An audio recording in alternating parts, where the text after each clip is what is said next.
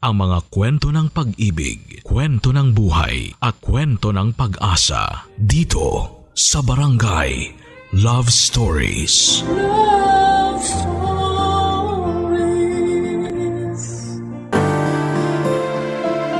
Minsan kung sino pa yung pamilya natin, sila pa ang mananakit sa atin. Pero pamilya rin ang magiging kakampi natin kapag pakiramdam natin nag-iisa na lamang tayo at sinusubok ng mundo. Ikaw kabarangay, gaano mo kamahal ang pamilya mo?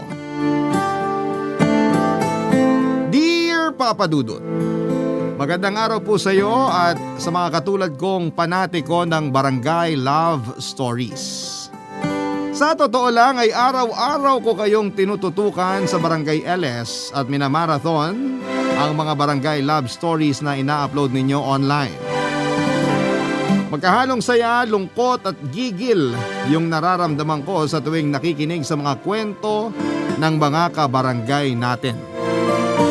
Pero ang pinakagusto kong parte ay yung meron akong natututunan sa dulo ng bawat kwento.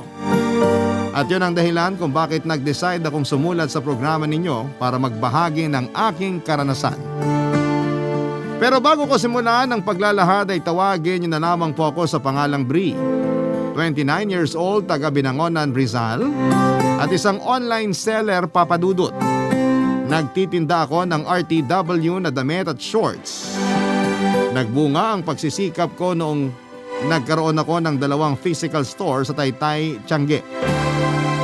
Bukod doon ay meron din akong tindahan ng mga pasalubong tulad ng cornic, banana chips at kung ano-ano pa sa Binangonan Market na inaangkat ko sa iba't ibang probinsya at binebenta ng bultuhan sa murang halaga. Kaya nga sa edad kong ito ay nakapagpundar na ako ng bahay at sasakyan. At bukod doon ay pinag-aaral ko rin ang mga kapatid ko na nasa Cebu. Gabi-gabi bago ako matulog ay lagi ako nagpapasalamat sa Diyos dahil tinulungan niya akong umasenso sa buhay upang maging instrumento para makatulong sa mga nangangailangan. Palibasa, alam na alam ko yung pakiramdam ng walang-wala sa buhay lalo pat hindi ako pinanganak sa mayamang pamilya. Lumaki ako kasama ang lolo't lola ko at nagpapasalamat ako sa pagmamahal nila sa akin. Marami silang aral sa buhay na itinuro na masasabi kong dala-dala ko pa rin hanggang sa ngayon.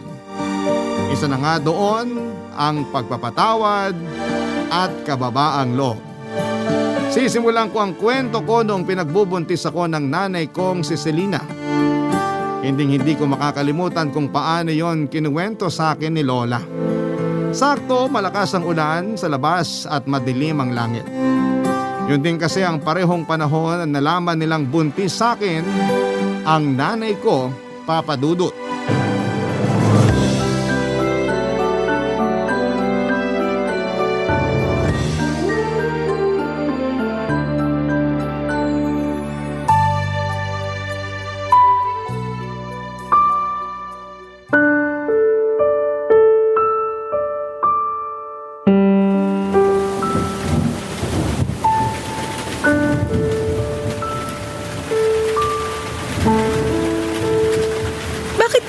Sinabi sa amin ng tatay mo na buntis ka. Wala naman po talaga akong planong sabihin sa inyo kasi ayoko naman sa batang to, Nay. Kung hindi pa namin nakita tong ginamit mong pregnancy test sa basurahan, hindi pa namin malalaman ng nanay mo. Bakit po ba kasi masyado niyong pinoproblema tong baby sa tiyan ko? Plano ko nga pong ipalaglag. Naririnig mo ba yung sinasabi mo? Plano mong patayin yung sarili mong anak? Matakot ka nga sa Diyos, Selena. Ilang beses ko po bang dapat sabihin? Ayoko sa batang to.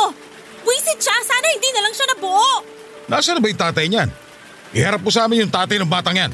Wala na po. Iniwan na ako nung nalamang buntis ako. Kaya nga ayoko na rin sa batang to kasi kasalanan nito kung bakit kami naghiwalay. Walang kasalanan niyang anak mo. Yung tatay ng batang yan ang siraulo. Kasi tinakbuhan kayo mag-ina niya. Sigurado ko bang wala na yan sa bayan natin? Kasi hahanapin ko siya kahit galugarin ko pa tong buong Rizal. Wala na nga po. Hindi ko na rin makontak sa cellphone. Walang hiya pala yung lalaki na yan eh. Anak naman! Pwede bang wag mo nang idamay yung magiging apo namin? Wala siyang kasalanan. Anong gusto niyong gawin ko, Nay? Hayaan ko siyang mabuo sa tiyan ko, ganun ba? Oo, kasi malaking kasalanan sa Diyos ang pumatay. Tama ang nanay mo. Makinig ka sa kanya, Selena. Hindi niyo po ako naiintindihan. Hindi pa ako handang maging magulang. Sige nga po, paano ko palalakihin yung batang to? Ako lang mag-isa. Tapos nag-aaral pa ako. Kasama mo kami ng tatay mo. Tutulungan ka naming palakihin yung anak mo. Kung hindi kayo magpakatatay ng lalaki ng iwan sa inyo, aba, huwag na siya magpapakita rito sa lugar natin. Baka mahabol ko pa siya ng itak. Abner naman, huwag mong pairalin yung galit mo. Masisisi mo ba ako? Anak natin yung naagrabyado. Selena, sigurado ko bang wala na yung pamilya rito? Kasi pwede natin sila ipabarangay, anak. Mga tsahin lang po niya, pero wag na po kayong mag-eskandalo. Ano na lang sasabihin ng ibang tao pag nalaman nilang nabuntis ako at iniwan? Sige nga. Uunahin mo pa bang isipin ang sasabihin ng ibang tao? Kesa mapanagot yung siraulong lalaking yon. Siya po yung may kasalanan sa akin, kaya wag na nating idama yung mga kamag-anak niya. Saka nakikitira lang siya sa mga tsahin niya, hindi rin maayos yung relasyon niya sa mga yon. Malamang baka nga masaya na yung mga yun na umalis na siya sa poder nila. Nak, ano bang nakain mo't pumatol ka sa ganyang lalaki? Oo nga. Wala kaming kaalam-alam ng nanay mo na may boyfriend ka na. Nasa tamang edad na naman po ako Nasa tamang edad ka na nga para mag-boyfriend, kaya dapat pangatawanan mo rin yung bunga ng pakikipagrelasyon mo. Nay naman ayaw ko nga po sa batang to. Huwag mong idama yung bata dahil wala siyang kasalanan. Saka matakot ka nga. Anak mo yan, Selena. Apo namin. Kaya huwag na huwag mo siyang gagawa ng masama.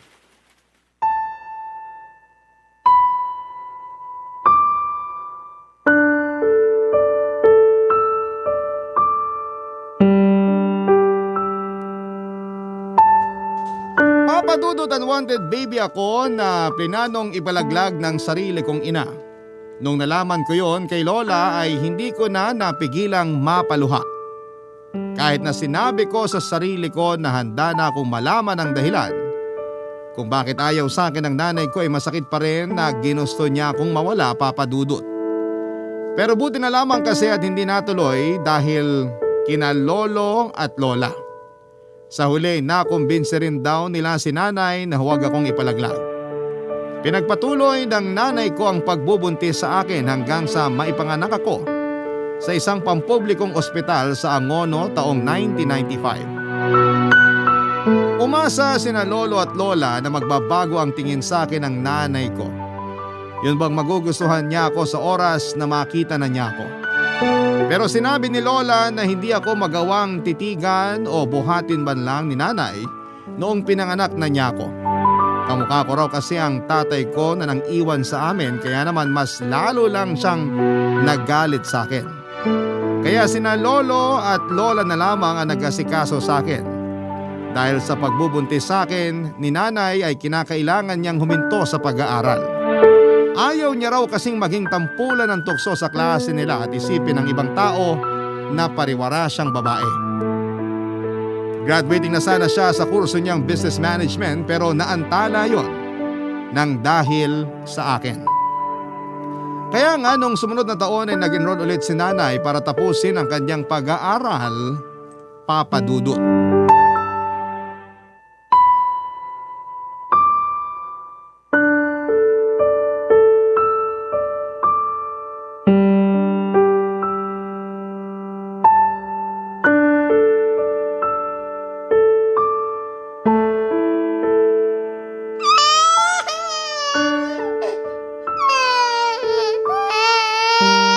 Buisit na bata to! Pwede ba tumahimik ka muna? Kitang nagre-review ako Ayaw mo talagang tumahimik ha? Ayaw mo talaga ha? Sige, halika. Dapat sa'yo tinatapon sa labas.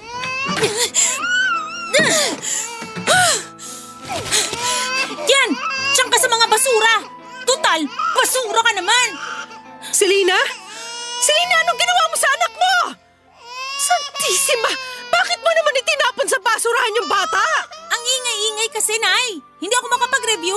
Hindi pa rin dahilan niya para itapon mo siya. Abner, kunin mo nga yung apo natin.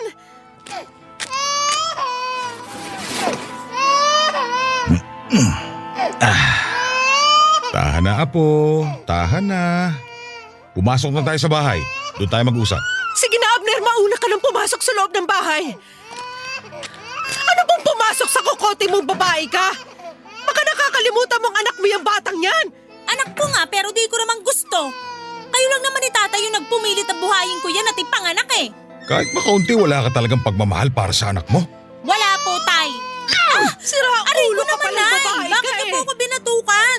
Baka sakaling maalog yung utak mo at maisip mo na magbago yung tingin mo sa anak mo. Kahit na anong gawin niyo sa akin, kahit na batukan niyo pa ako uli, iuntog sa pader at paluin, hindi na magbabago tingin ko sa batang yan. Hindi ka namin pinalaki ng nanay mo para maging masamang ina sa anak mo. Pero ayaw ko nga po sa batang yan. Kayo lang naman ni nanay yung pilit ng pilit sa akin na gustuhin niyang maingay na yan eh. Dapat kasi di nyo na yan dinampot dun sa basurahan. Baka sakaling may magka-interes sa kanya ng mga basurero. Hindi na talaga namin alam ang gagawin namin sa iyo ng tatay mo, Selena. Matakot ka nga sa karma, nak. Baka hindi mo na lang namamalayang bigla kang singilin sa mga pinagkagagawa mo sa sarili mong anak. Hindi po ako natatakot sa karma, Nay. Mabuti pa kami na lang mag-aalaga sa anak mo. Wag mo na siyang lalapitan kasi kawawa lang siya sa'yo. Buti po naisip nyo yan. Kayo lang naman ni tata yung pilit ng pilit sa akin sa batang yan eh. Ayoko nga po dyan. Kahit siguro anong mangyari, kahit tumanda na ako, hindi ko pa rin yan magugustuhan. Kasi para sa akin, malas sa buhay ko yung batang yan. Buisit, napakaingay pa. Mag-ingat ka sa mga sinasabi mo dahil baka bumalik sa iyo kamalasang yan. Saka hindi malas tong anak mo. Kasalanan mo rin naman kung bakit nabuntis ka na maaga. Kasi maaga ka rin lumandi. Anong sabi nyo, Tay? Abner naman, huwag mo namang sabihin yan sa anak mo. Ba't di ko sasabihin, Iska? Namumuro na yung anak mo. Hoy, Selena, naturinga ka pa naman nag-aaral pero parang wala kang pinag-aralan. Simpleng pagrespeto nga sa amin ng nanay mo, nakakalimutan mo. Napakatikas ng ulo mo. Hindi ka marunong makinig kapag pinagsasabihan. Tapos ngayon na nagbunga yung pagiging suwail mo, biglang hindi mo na kaya at ayaw mo ng pangatawanan tong anak mo. Ayusin mo yung ugali mong yan. Kung ayaw mo, palayasin kita sa pamamahay na to. Palalayasin niyo ako, Tay? Aba, bakit hindi? Wala kaming anak na kasi sama ng ugali mo. Hindi naman siguro kailangang umabot tayo sa ganyan. Kaya pagsabihan mo yung anak mo, kasi palalayasin ko talaga yan. Napakabastos. Walang modo. Galit na galit daw si Lolo noon kay nanay ayon sa kwento sa akin ni Lola. Ewan daw ni na Lolo't Lola kung anong elemento ang sumapi sa nanay ko para ilabas ako ng bahay at ilapag kasama ng mga basura. Yun daw yung mga tipo ng pag-uugali o kilos na tipong nababasa lamang ni Lola sa mga kwento. Masyadong mainit ang tagpo ng eksenang yon ayon kay Lola. Hindi naman daw ako sinut ng nanay ko sa basurahan. Ipinatong niya lamang ako sa may basura na nasa gilid ng pinto sa labas ng bahay.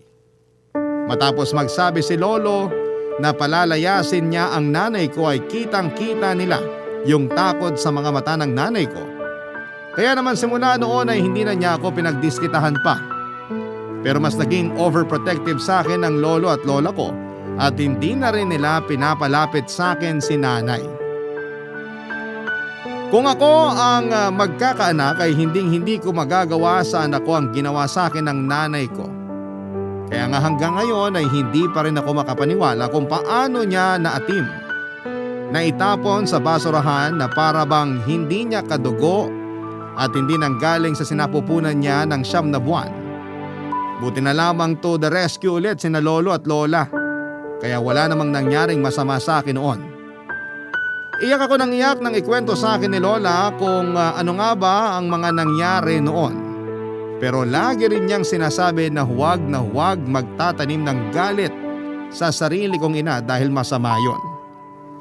Pagkalipas nga ng 1 taon ay nakagraduate na si nanay at sobrang saya ni na lolo at lola dahil sa wakas ay nagbunga na ang paghihirap nila sa pagpapaaral sa nanay ko. Nagdesisyon si nanay na magtrabaho sa Cebu noong nakatanggap siya ng job offer doon. Agad siyang nag-asikaso ng requirements para makalipad papunta doon. Nangako siya kina lolo at lola na magbabakasyon pa rin sa amin para dalawin ako, Papa Dudut. Pero hindi yon natupad dahil lingid sa kaalaman namin. Paraan niya lamang pala yon upang tuluyan na akong iwanan sa poder ng mga lolo at lola ko ng mga panahong yon, Papa Dudut. Barangay Love Stories. Barangay Love Stories. Papa Dudut, bagaman wala akong tatay at kinalakihang nanay ay hindi naman nagkulang sa pag-aalaga at pagmamahal sa akin sina lolo't lola. Walang araw simula nang dumating ako sa buhay nila na hindi nila ako tinuring na mahalaga. Para sa akin ay hindi ko lang sila lolo at lola. Sila na rin ang kinilala kong mga magulang. Malungkot na hindi na ako binalikan ng nanay ko pero hindi naman ako nagtanim ng galit sa kanya. Inisip ko na lamang na balang araw ay maaalala niyang may anak siya at balikan niya at babalikan niya rin ako. Nagpapadala pa rin naman ng pera si nanay sa amin para may panggastos kami. Doon din kinukuha ang pambaon ko sa eskwelahan at pambili ng damit at gamit tuwing pasukan. Pero hindi na talaga siya umuwi pa sa bahay namin. Lagi ko noong naririnig na pinakikiusapan ni Lola si nanay kapag kausap niya sa cellphone na umuwi naman sa amin sa Binangonan para makita ako. Pero laging nagdadahilan si nanay na busy siya sa trabaho niya. Kapag sinasabi ni Lola na kausapin man lang niya ako ay mabilis na napuputol ang linya ng tawag at napapabuntong hininga na lamang si Lola. Pag nangyayari yon ay palihim akong umiiyak sa CR namin. Tapos maghihilamos ako ng mukha para hindi halata. Mahabang panahon ko nang hindi nakikita si nanay, Papa Dudut. Noong 18 years old na ako, kundi dahil sa iilang litrato ni nanay sa bahay, ay hindi ko na maaalala ang mukha niya. Masasabing naipon ng husto ang pagkasabi ko sa kanya. Kahit alam ko na hindi niya ako gustong makita, ako naman ay gusto ko pa rin makita ang nanay ko at mayakap siya kung pahihintulutan niya. Papa Dudut, isang araw ay mayroong binalita sa akin si Lola na labis na nagpasabik sa akin.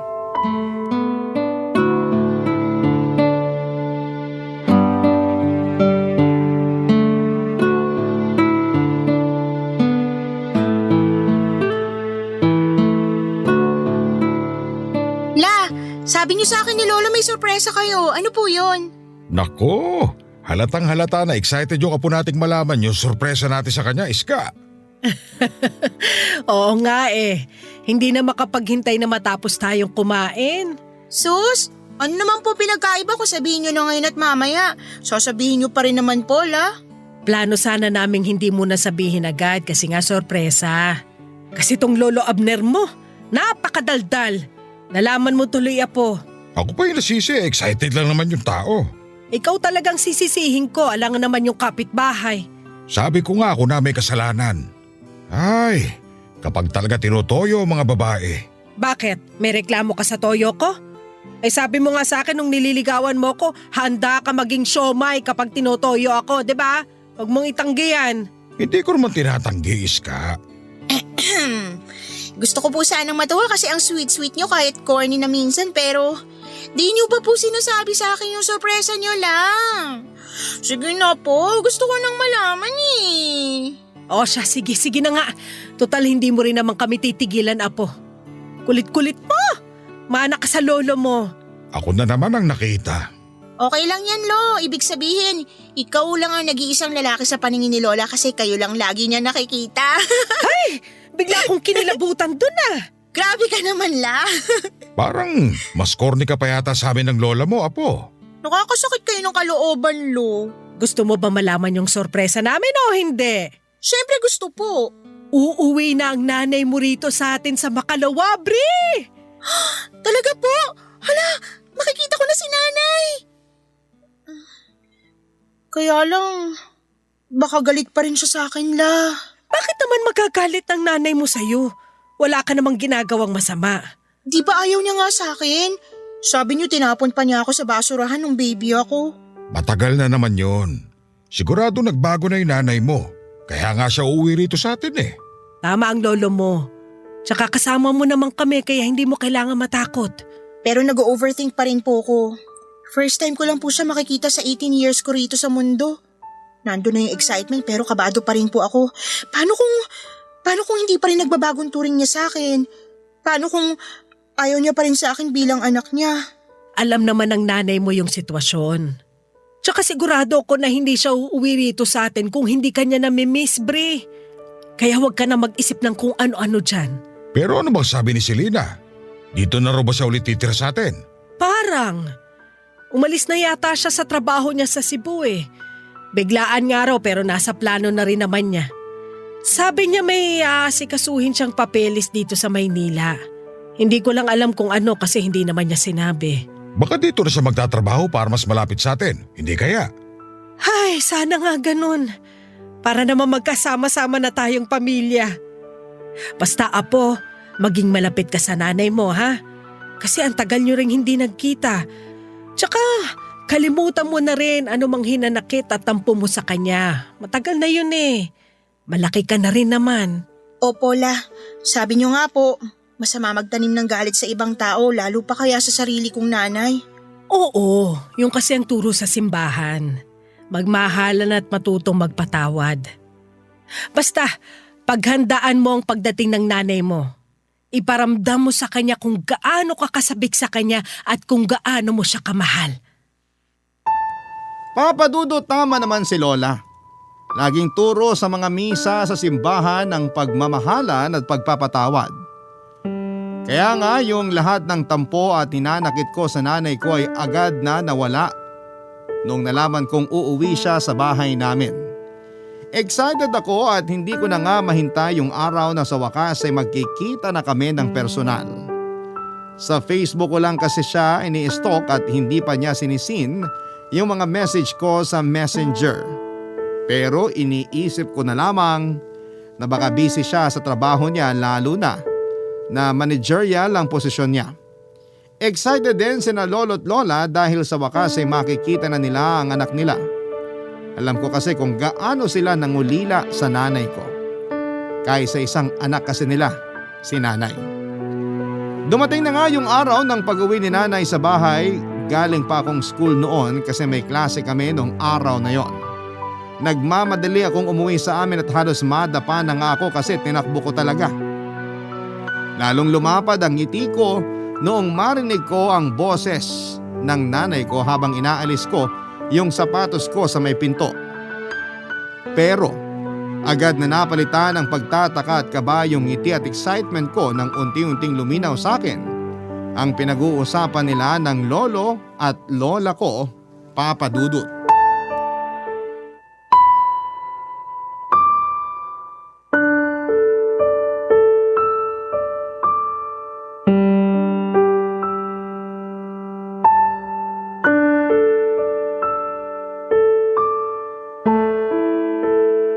Umuwi ka lang pala rito para umalis din, nak. Akala ko pa naman dito ka na sa bahay uuwi. Sasamahan mo na kami ng anak mo. Oo, nyo naman, Nay. Saka anong gagawin ko rito? Sige nga. Huwag kang ganyan magsalita sa nanay mo, Selena. Akala pa naman namin nagbago ka na, pero bastos ka pa rin. Di ko naman po binastos si nanay. Sinabihan ko lang naman siyang OA, ibig sabihin overacting. Wala naman po akong sinabi na dito na ako magtatrabaho. Mas lalong ayokong tumira rito sa bahay natin kasama kayo. Umuwi lang ako dito kasi kailangan ko mag-asikaso ng mga papeles para makalipad na ako pa Amerika. Ang layo ng Amerika rito sa atin, nak. Oo, Nay, at wala po akong pakialam. Matagal ko ng pangarap na makapag-abroad. Tapos ngayon meron na akong pagkakataon. Palalagpasin ko pa ba? Bakit kasi naisipan mo pang dun magtrabaho pwede namang dito na lang sa atin? Sino may sabi sa inyo na magtatrabaho ako dun? Mag-aasawa na po ako. Taga dun mapapangasawa ko, Nay. At pinapapunta niya ako dun. Sabi niya sagot niya mga gastos at pag-aasikaso ng papeles ko, pati pamasahe. Kaya pumayag na rin ako. Ano ka mo? Mag-aasawa ka na? Hindi mo man lang pinapakilala sa amin ng nanay mo? Matanda na po ako para magdesisyon sa sarili ko. Saka kaya nga ako nagpunta rito para sabihin sa inyo. Kaano na ba kayo katagal magkarelasyon ng lalaking yan at sasama ka na sa kanya dun sa Amerika? Ay, dami niyo naman pong tanong. Ipapaalala ko lang po uli sa inyo na matanda na ako.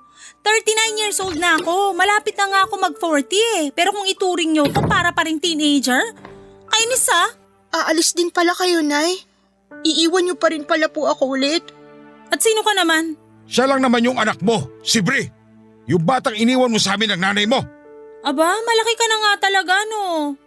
Pero hindi pa rin nagbabago yung mukha mo. Nakikita ko pa rin sa'yo yung tatay mong ulupong. Selena, hindi naman yata tama na pagsalitaan mo ng ganyan ang anak mo. Wala naman siyang kasalanan sa'yo. Malaki kasalanan niya kasi nabuo pa siya. Siguro kung wala siya, di sana ako iwan ng boyfriend ko. Hanggang ngayon ba naman sinisisi mo pa rin si Bri sa kasalanan ng lalaking yon? Walang kasalanan ng anak mo. Sa damuhon na yun ka magalit. Akala ko pa naman, excited din kayo na makita ako, Nay. Pero mukhang nagkamali po ako. Bakit naman ako may excite na makita ka? Selena! Totoo naman sinabi ko, Nay. Hindi ako excited na makita yung babaeng yan kasi wala naman akong pakialam sa kanya. Buti nga binuhay ko pa rin siya at pinag-aral eh. Sapat na yun. Huwag na siyang umasa na magpapakananay ako sa kanya. Kilabutan ka nga sa sinasabi mo, Selena. Ginigigil kasi ako ng babaeng yan eh. Halata namang noon pa lang hindi ko na siya gusto. At hindi na yun magbabago kahit na lumipas pa ang mahabang panahon. Ay! Kairita kayong lahat. Kita niyong pagod yung tao eh. Makatulog nga muna. Papa Dudut, sobrang sakit palang marinig mula mismo kay nanay na hindi niya ako mahal. Para kong sinaksak ng libu-libong kutsilyo, kaya naiyak na lamang ako.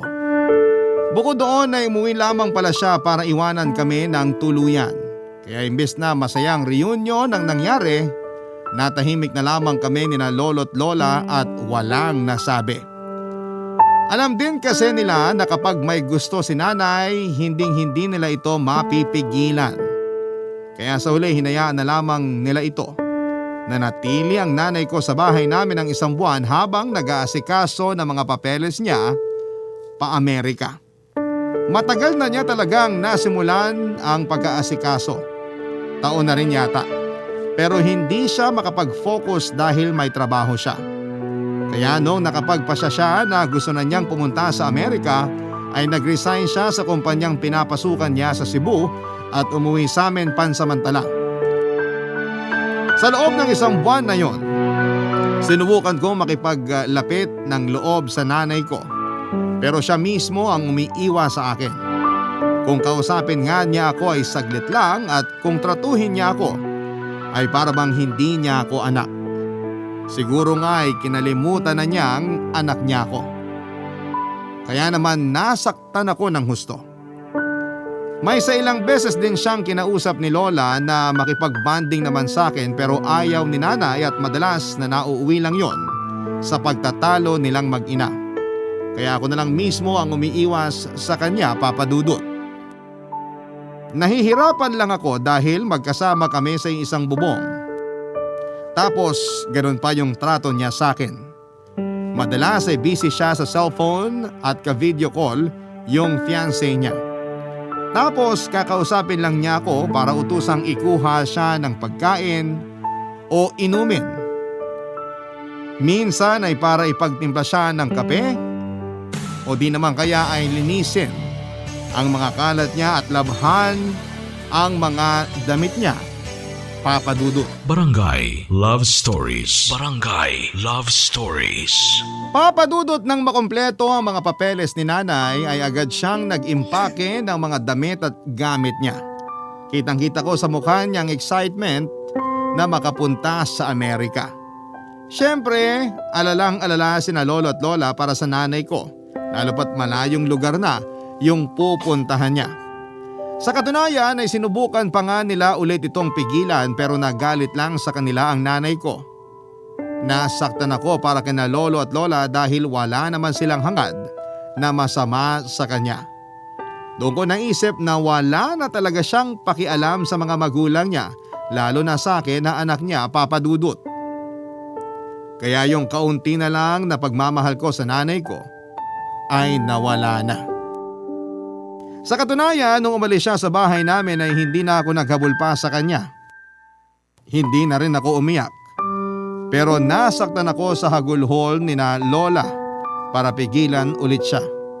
Kaya lang ay nagbingi-bingihan ng nanay ko at nagawa niya pang itulak si Lola noong kapitan siya nito sa braso para pigilan. Doon na nga ako nagalit sa kanya kaya sinabihan ko siya na huwag na siyang babalik sa bahay namin.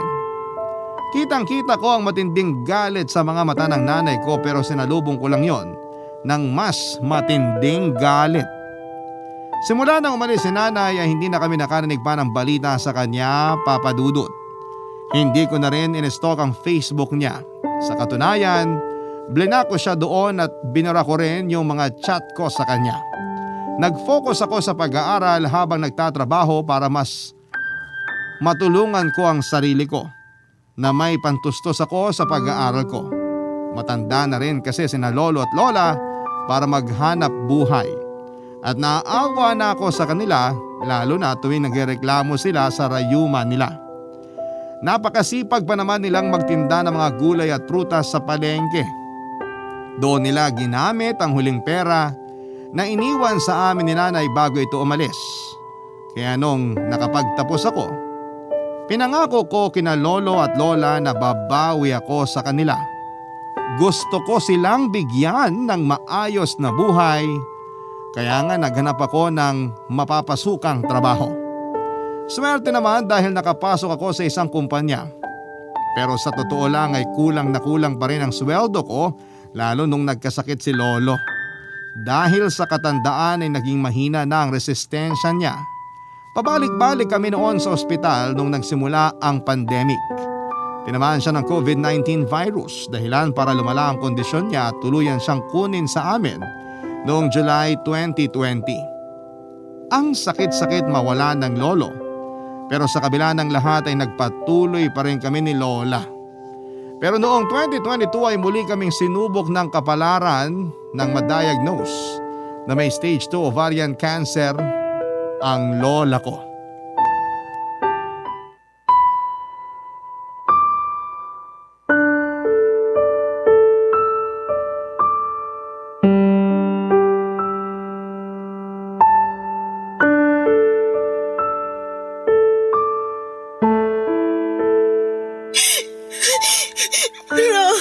Huwag niyo po akong iwan. Hindi ko po kakayanin kung pati kayo mawawala sa akin. Matanda na ako, Apo. Hinang-hina na rin ako. Baka nga hindi na ako abutin ng umaga. Kaya hayaan mo na ako magbilin sa'yo. Ayoko magbilin kayo kasi parang niyo na rin sinabing mawawala na nga kayo sa akin agad. Hindi niyo po ba narinig ang sinabi ko? Hindi ko pa kaya. Kamamatay lang ni Lolo, halos magdadalawang taon pa lang na. Anong gusto mong gawin ko? Diyos na rin yung may gusto na magpahinga ko. Tignan mo, nagkasakit pa ako. Kaya nga ipapagamot ko kayo na. Pumayag na kasi kayo. Hindi na rin kakayanin ng katawan ko yung gamutan. Tsaka mahal ang pagpapagamot sa kanser, Apo. Malulubog ka lang sa utang. At ayoko mangyari sa'yo yun. Pero mahal ko po kayo at ayoko mawala kayo sa akin. Mahal din naman kita. Pero hayaan mo na akong magpahinga. Miss na miss ko na rin ang lolo mo. At gusto ko na siyang makita. Para sa akin, sapat na yung halos 7 dekada ko rito sa mundo. Masaya na ako kasi naalagaan ka namin ng lolo mo at napalaki ng maayos. Lahat ng yun utang na loob ko sa inyo ni Lolola. Kung wala kayo, wala rin ako sa mundo. Hindi ko rin po makakaya ang lahat kung hindi niyo ako ginabayan at inalalayan. Para sa akin, di ko lang kayo lolo at lola. Magulang ko rin po kayo. Pero wag na wag mo pa rin kalilimutan na may totoo kang nanay, Apo. Ano po bang sinasabi niyo? Matagal na akong walang nanay. Meron. Kaya nga sana mahanap mo sa puso mo yung pagpapatawad para sa kanya. Pwede ko po siyang patawarin pero ayoko na siyang ituring na nanay kasi hindi naman niya ako tinuring na anak eh. 'Di ba? Paulit-ulit niyang sinabi na sana nawala na lang ako na hindi niya ako gusto. Gabi-gabi ko pong naririnig sa isip ko kung paano niya yung sinabi sa pagmumukha ko noon kaya naman ayoko na siyang ulit makita. Pero paano kung nagbago na siya? Akala rin natin nagbago na siya nung nagtrabaho siya sa Cebu at iniwan niya ako sa inyo pero nagkamali tayo. Ngayon pa kaya na ang layo na ng narating niya, kaya panigurado, hindi niya na tayo naaalala. Kaya di na po ako umaasa na babalik siya, La. Paano kung kailangan ka pala niya, Apo? Kailangan niya ang tulong mo. Bakit niya naman ako kakailanganin? Di na nga ako naiisip at hindi niya rin ako mahal. Hindi ko alam, basta bilang magulang ramdam ko na meron siyang mabigat na pinagdaraanan. Nito kasing nagdaang gabi, lagi kong napapanaginipan si Selena. Umiiyak siya at humihingi ng tulong sa mga panaginip ko, Apo. Kaya ako nasabi na baka kailangan niya tayo. Lalo ka na anak niya. Pero paano kung kabaliktaran pala ibig sabihin ng panaginip niyo, La? Di napahiya lang tayo kapag sinubukan pa natin makipag-usap ulit sa kanya. Baka nga pagsalitaan niya pa tayo ng masasama at masasakit kasi doon naman siya magaling Ewan ko ba kung anong nangyari sa anak naming yun ni Abner?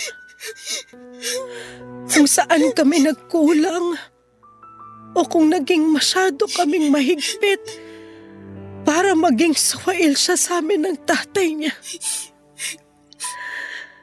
Simula nung umalis siya sa bahay, walang araw na hindi namin siya inisip. At hanggang sa huling sandali ng lolo mo, hinahanap niya sa akin ang nanay mo.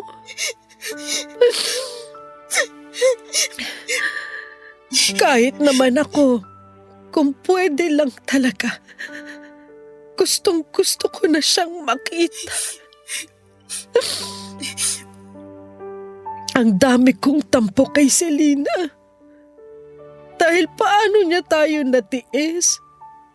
Lalo ka na anak niya. Pero kahit kailan, hindi naman ako naghangad ng ikakasama niya. Sana, kung nasan man siya ngayon, nasa mabuting kalagayan siya. At kung loloobin ng Panginoon, sana magkita pa rin kayong mag-ina.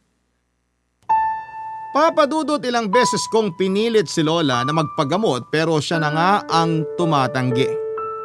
Hindi na rin daw kasi kakayanin ng katawan niya kaya naman tinanggap na lamang niya ang kabalaran niya. Siyempre, nalungkot ako. Umiyak ako pero sinabi ng lola ko na kailangan kong maging matapang lalo't lahat ng tao ay hahantong din sa kamatayan.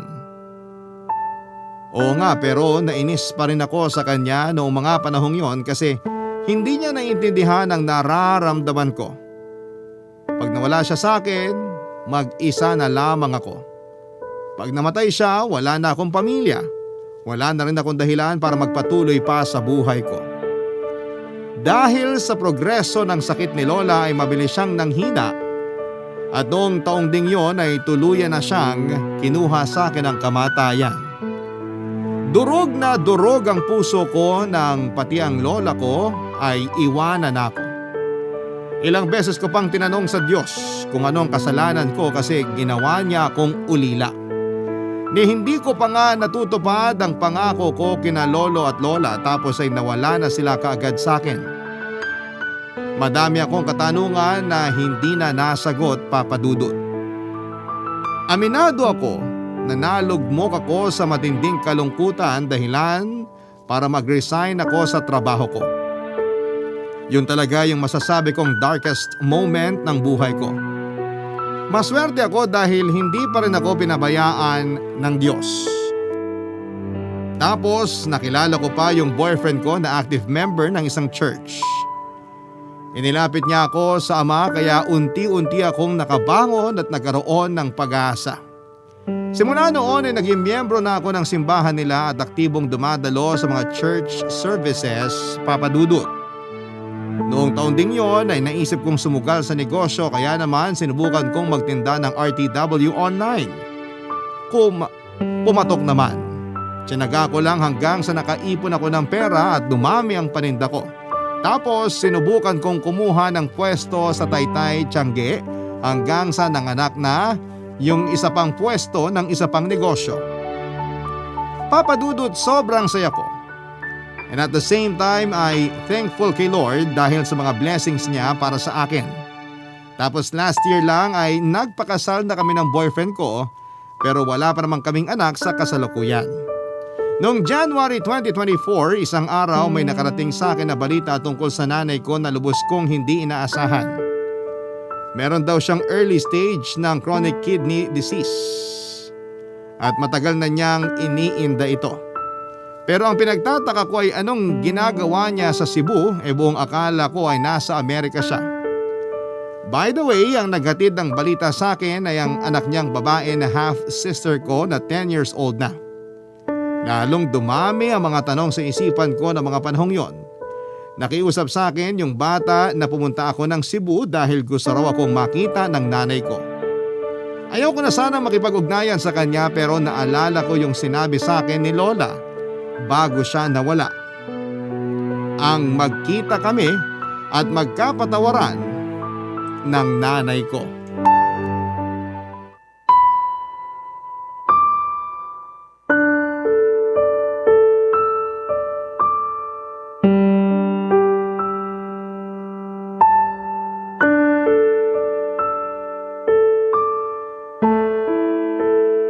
Nak, akala ko hindi ka na makukumbinsi ng kapatid mo na puntahan ako rito sa Cebu. Akala ko kasi ayaw mo na akong makita matapos yung lahat-lahat ng mga ginawa ko sa iyo simula nung bata ka pa. Akala ko rin po kaya ko kayong tiisin pero mali ako. Kasi matapos kong makita yung pictures nyo na sinend ng kapatid ko, naawa po ko sa inyo tapos bigla na lang nawala yung mga tampo at galit sa dibdib ko. Kaya pumunta po ako agad dito para makita kayo. Kumusta na po ba kayo? Hindi maayos. Ang daming masakit, nak. Kahit puro na lang higa yung ginagawa ko, hindi pa rin ako makapagpahinga. Hirap din akong matulog sa gabi kaya pagod na pagod ako sa umaga. Buti na nga lang nandyan yung dalawa mong kapatid. Inaasikaso nila ako. Hindi ko kasi talaga kaya kung ako lang. Mahirap po talaga pag ganyang may sakit. Oo. Wala rin akong ganang kumain. Kasi pakiramdam ko masama sa akin lahat ng kakainin ko. Kaya po kayo lalong nanghihina kasi di kayo kumakain, Nay. Ewan ko. Pero naisip ko na baka karma ko na to kasi naging masama akong anak at nanay sa'yo. Kumusta na pala sina nanay at tatay? Bakit di mo sila kasama? Tungkol po sa bagay na yan. Huhulaan ko. Kasi matanda na sila. At ang alam ko may takot sa matataas na lugar si nanay. Kaya di mo talaga mapapasakay sa eroplano yon. Mahihiluhin din yon. Wala na po sila ni Lolo, Nay. Ha? Ano bang sinasabi mo dyan? Patay na po sila. At hindi ko man lang alam. Anong klaseng anak ako? Ang sama-sama ko. Nay, kumalma po kayo. Baka makasama sa inyo yung pag-iyak niyo eh. Hindi ko lang kasi mapigilan. Pakiramdam ko napakawalang kwentang anak ko kasi hindi ko man lang naalala yung mga magulang ko. Namatay sila na hindi man lang ako nakakahingi ng tawad sa kanila, anak. Namatay po si Lolo noong 2020 dahil sa COVID-19. Si Lola naman po noong 2022 dahil sa ovarian cancer. Ayaw niya na rin magpagamot kasi raw matanda na sila. Pero bago sila nawala, hinahanap nila kayo pareho, Nay. Miss na po nila yung kaisa-isa nilang anak. Miss na miss ko na rin sila. Pero hindi ko na sila makikita pa. Sigurado akong galit na galit sila sa akin. Hindi po. Hindi na sila galit sa inyo kasi matagal na nila kayong napatawad. Napatawad ko na rin kayo kasi tama si Lola. Nanay ko pa rin kayo. At mahal ko po kayo. Mahal na mahal din kita, anak. Patawarin mo ako sa mga nagawa ko sa'yo. Patawarin mo ako kasi ngayon lang ako nagkalakas ng loob na makipag-usap sa'yo. Naduwag kasi ako. Natakot na baka hindi mo ako mapatawad. Pero kinumbinsi ako ng mga kapatid mo na subukan ka pa rin nilang pakiusapan, nakausapin ako. Yun na lang kasi yung tanging hiling ko bago man lang ako bawian ng buhay. Hindi pa po kayo mamamatay, Nay. Huwag po muna kasi ngayon na lang ulit tayo nagkasama eh. Pero nahihirapan na ako. Wala na rin kaming perang pampagamot. Nalubog na rin kami sa utang at naubos lahat ng ipon ko. Hirap na kami, nak. Awang-awa na rin ako sa mga kapatid mo. Ang babata pa nila para maulila sa ina. Kaya nga po, lumaban po kayo. Huwag na po kayo mag-alala dun sa gamutan niyo kasi ako na po ang bahala, Nay. Kahit naman paano, may negosyo ako. At wala pa rin naman kaming anak ng asawa ko kaya maaalagaan ko pa po kayo. Basta wag po muna kayong sumuko, Nay. Kasi gusto ko pa kayo makasama ng matagal eh. Gusto pa rin naman kitang makasama ng matagal, nak. Gusto kong bumawi sa mga panahong hindi ako nagpakananay sa'yo. Kaya lumaban po kayo kasi marami pa po tayong gagawin na magkasama. Kasama yung mga kapatid ko. Ngayon na wala na sina Lolo at Lola, akala ko wala na rin akong pamilya. Pero hindi pa rin po ako pinabayaan ng Diyos kasi tinalik niya kayo sa buhay ko para maging pamilya ko. Kaya ang saya-saya ko po, Nay. Masaya rin ako, nak. Salamat. Salamat kasi nagkita tayo uli. Kung alam mo lang na kinasabikan ko yung araw na to. Yung araw na makahingi ng tawad sa'yo. Pinapatawad ko na po kayo, Nay. Kaya dapat magpalakas po kayo, ha? Papa Dudut, ikinuwento ni nanay na hindi na natuloy yung kasal nila ng fiancé niya sa Amerika matapos itong atakihin sa puso 3 araw pagdating ni nanay doon. At dahil hindi naman siya pumunta doon para magtrabaho ay kinailangan din niyang umuwi sa Pilipinas pagkatapos ng libing. Sobrang gulo daw ng isipan ni nanay noon at hiyang-hiya rin siya sa amin kaya hindi na niya nakuhang umuwi pa sa bahay para magpakita. Nagstay daw siya sa kaibigan niyang taga Maynila at pumasok sa pinagtatrabahuhan nitong hotel bilang housekeeper. Doon niya nakilala ang tatay ng mga anak niya na tubong Cebu. Nung nabuntis siya ay umuwi sila sa probinsya nito sa Argao para doon na manirahan.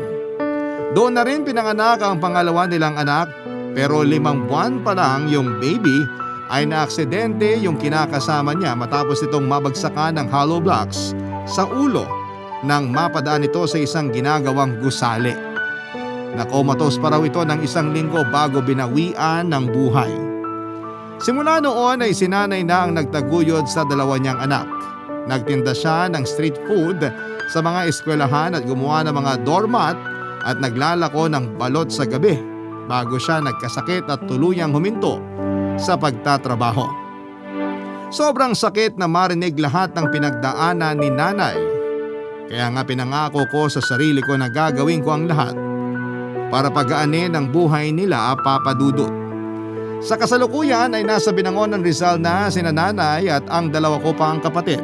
Tuloy-tuloy ang pagpapagamot ni nanay at masaya ako kasi kinakikitaan namin ng progreso ang katawan niya. Pinabalik ko rin sa pag-aaral yung 2 kong kapatid at sinabihan sila na hanggat nabubuhay ako ay pagtatapusin ko sila ng kolehiyo. Kahit na masakit yung pinagdaanan ko sa kamay ng sarili kong ina. Iba yung sarap sa pakiramdam. Noong natuto akong magpatawad, mas magaan sa dibdib at mas masaya ako ngayon na magkakasama na ulit kami. Hanggang dito na lamang po ang sulat ko at maraming salamat sakaling mapili po ninyong i-air ang kwento ng buhay ko. Sana po ay kinapulutan po ito ng aral at inspirasyon ng mga kabarangay natin. God bless and more power po sa Barangay LS 97.1 at sa Barangay Love Stories. Ang inyong forever, kapuso at kabarangay, Bree. Nagustuhan ng iyong napakinggan? Ituloy yan via live stream sa www.gmanetwork.com/radio. Barangay LS 97.1